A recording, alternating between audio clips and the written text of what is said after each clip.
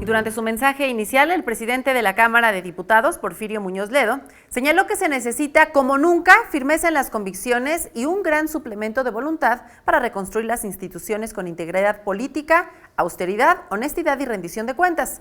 Además, señaló la necesidad de que el Poder Legislativo sea motivo de honor y no de vergüenza. Así lo dijo.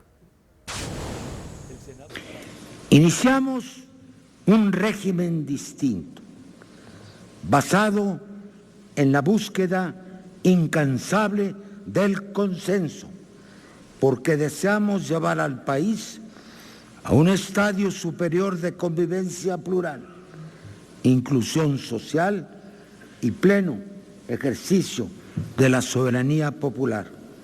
La reconciliación es un método para construir juntos, pero no un subterfugio para olvidar.